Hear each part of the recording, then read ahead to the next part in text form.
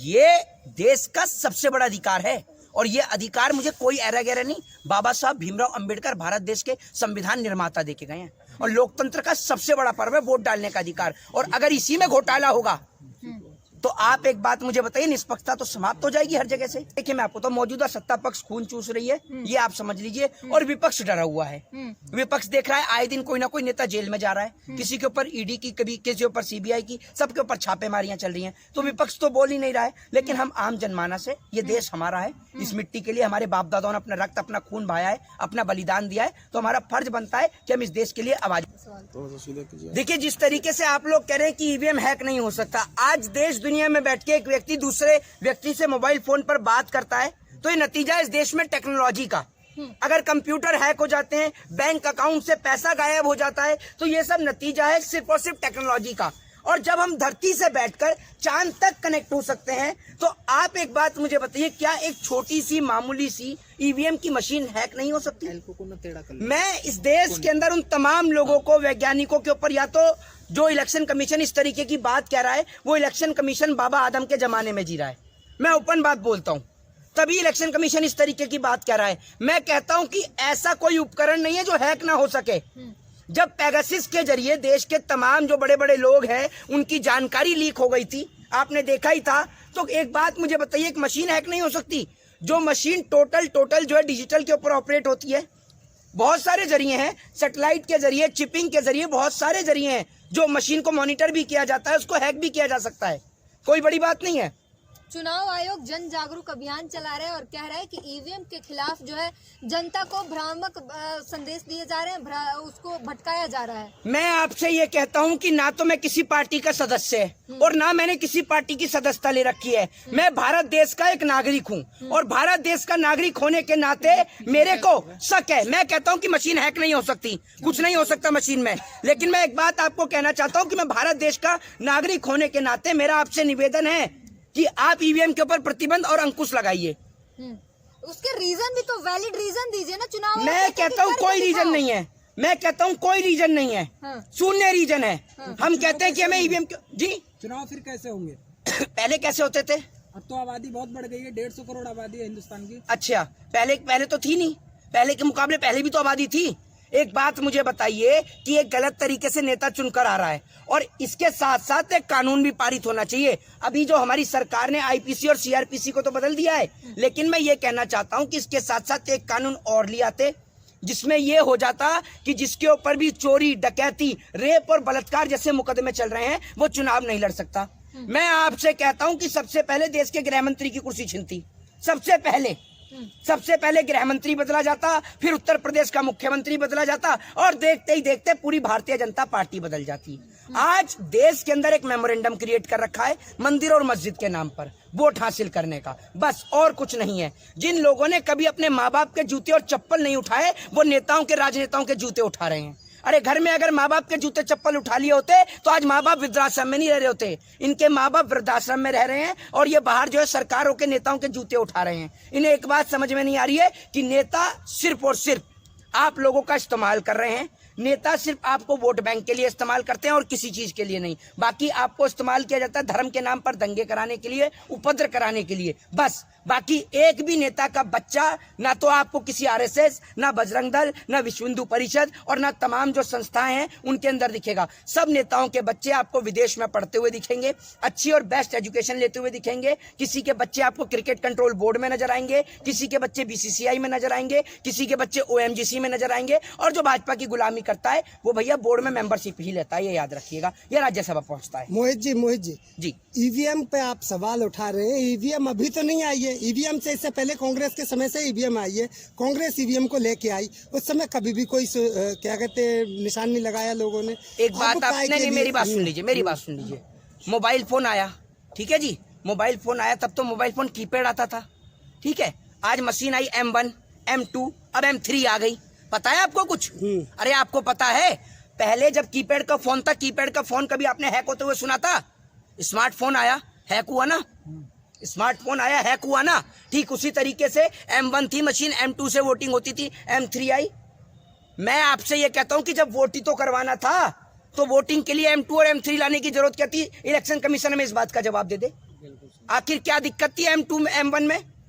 बताइए ना आप मुझे, है आपके पास जवाब? अरे सब चुप हो गए, आप गूंगे हैं क्या?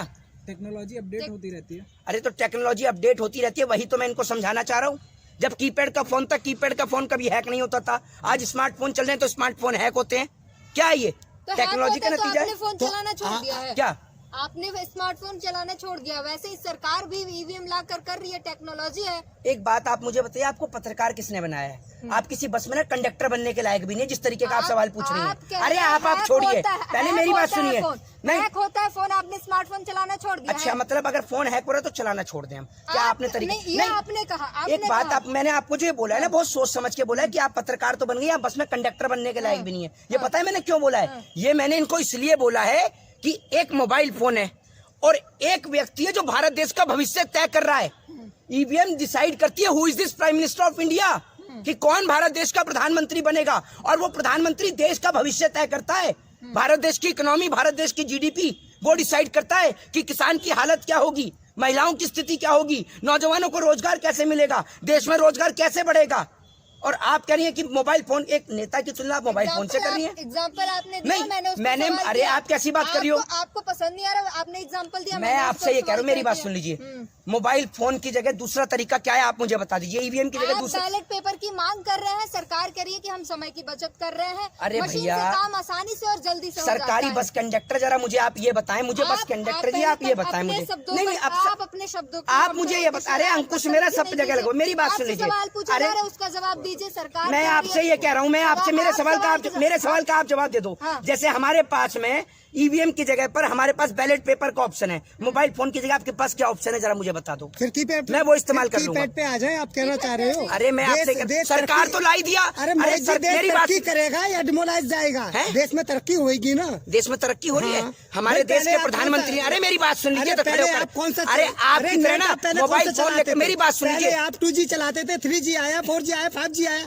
तो देश तरक्की नहीं करेगा। अच्छा, एक मेरी बात सुनिए। 2G आया, 3G आया, 5G आया, मेरी बात को जवाब तो दे दीजिए। मेरे सवाल का आप जवाब दे दीजिए। मैं आपसे ये कह रहा हूँ कि ईवीएम की जगह हम बैलेट पेपर से चुनाव कर सकते हैं। ये मोबाइल फोन कहाँ से आए? मेरे को आप ये बताओ। हम प्रधानमंत्री चुन रहे हैं और अगर उसमें गड़बड़ी की लोगों को आशंका है तो ईवीएम के ऊपर प्रतिबंध और अंकुश लगाया जाना चाहिए। मैं आपसे ये कह रहा हूँ। और आप मुझे एक बात बताइए, जो वर्जन M1 में था, M1 से भी वोटिंग होती थी, M2 से भी वोटिंग होती है और M3 से भी वोटिंग होती है। ये तो है नहीं कि M3 आपको रिजल्ट भी बता देती है। तो टेक्नोलॉजी अपडेट करने का फायदा क्या हुआ? हमने कीपैड फोन इस्तेमाल करते थे, कीपैड फोन में व्हाट्सएप नहीं चलता था, अपडेट किया तो व्हाट्सएप चला ना। तो मैं पूछना चाहता हूँ इलेक्शन कमीशन से कि ईवीएम को अपडेट करने का कारण क्या है? अब बताइए मुझे, बताइए। कमीशन भी तो चुनौती दे रहा है कि लाओ ईवीएम मेरे सामने हैक करके दिखा दो।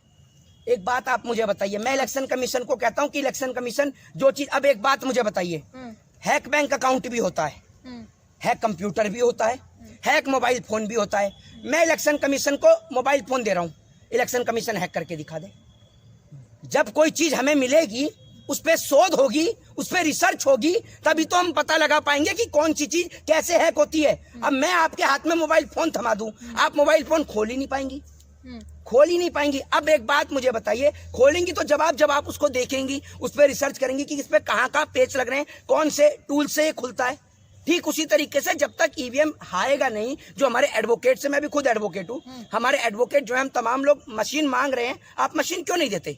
दीजिए भैया, आप जब देंगे तभी तो लोग उस पर रिसर्च करेंगे। आपको मैं ऑन द स्पॉट कोई चीज पकड़ा दूं, अभी मैं आपसे कह दूं ऑन द स्पॉट आप किसी चीज के ऊपर भाषण दे दो या आप किसी चीज के ऊपर इंटरव्यू आप नहीं ले पाएंगी, क्योंकि जब तक आपके पास किसी चीज की पूर्णतः रिसर्च और जानकारी नहीं होगी, आप किसी भी चीज का जवाब नहीं दे सकती हैं।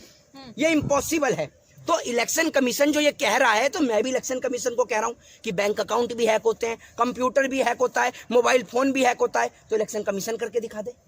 इलेक्शन कमीशन बदले में ये जवाब देगा कि भैया आप मुझे कुछ समय दो, मैं करके दिखाता हूं। तो यही जवाब हम दे रहे हैं, आप हमें मशीन दो और समय तो हम करके दिखाते हैं। ये भी कहा जा रहा है कि जहां पर ईवीएम रखा जाता है चुनाव के दौरान, उसे जब खोला जाता है उसकी वीडियोग्राफी होती है, विपक्ष के भी नेता होते हैं, पक्ष के भी, सभी के उपस्थिति में वो खोला जाता है, सबके सामने वोटिंग करके भी, चेक करके भी दिखाया जाता है कि ईवीएम सही काम कर रहा है कि नहीं कर रहा है। देखिए माननीय पत्रकार महोदय, आपका जो काम है वो देश को जगाने का है, ना कि सुला देने का।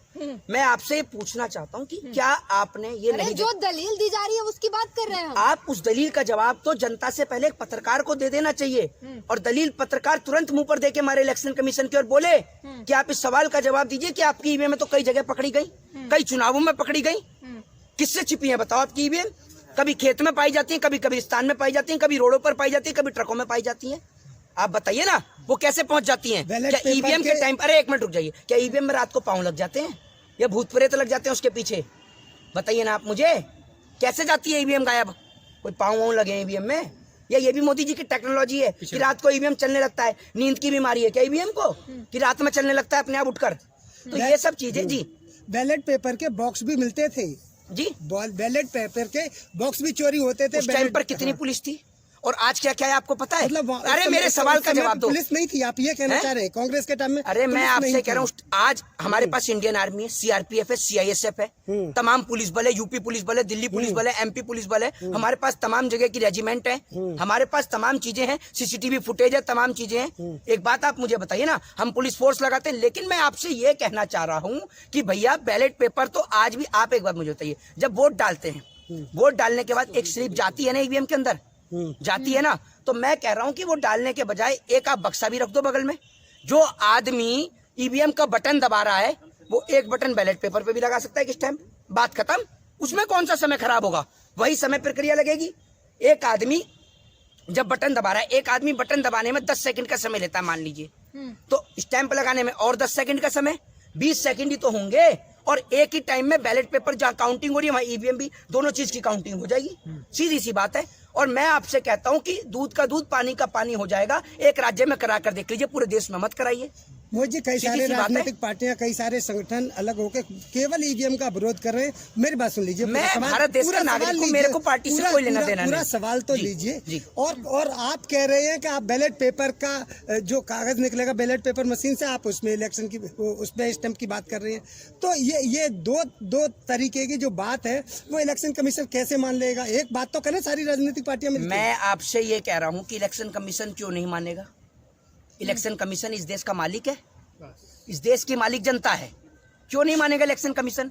कौन चुनता है इलेक्शन कमीशन? कौन ये अधिकारी बन गए, इलेक्शन कमीशन में पहुंच गए तो कुछ भी करेंगे? ये देश का सबसे बड़ा अधिकार है और ये अधिकार मुझे कोई एरा गैरा नहीं, बाबा साहब भीमराव अंबेडकर भारत देश के संविधान निर्माता देके गए हैं। और लोकतंत्र का सबसे बड़ा पर्व है वोट डालने का अधिकार। और अगर इसी में घोटाला होगा तो आप एक बात मुझे बताइए, निष्पक्षता तो समाप्त हो जाएगी हर जगह से। अच्छा, अब आपने कहा भारत के नागरिक होने के तौर पे सारे जवाब दे रहे हैं। लगातार जवान और वकील सड़कों पर हैं, ईवीएम को लेकर बहुत आवाजें उठा रहे हैं, लेकिन उनके साथ कोई भी विपक्ष का नेता नहीं आ रहा, पार्टी नहीं आ रही। क्या कहेंगे आप? मैडम, ये जिम्मेदारी विपक्ष के नेता की हो या ना हो, मेरे भारत देश के नागरिक होने के नाते प्रत्येक भारत देश के नागरिक की है। उनके लिए क्या कहेंगे आप? उनके लिए कुछ नहीं कहेंगे। उन्होंने देश को पहले भी चूसा और अब भी चूस रहे हैं, यही कह सकते हैं हम तो। विपक्ष सो रहा है अभी भी। विपक्ष, देखिए मैं आपको तो मौजूदा सत्ता पक्ष खून चूस रही है, ये आप समझ लीजिए। और विपक्ष डरा हुआ है।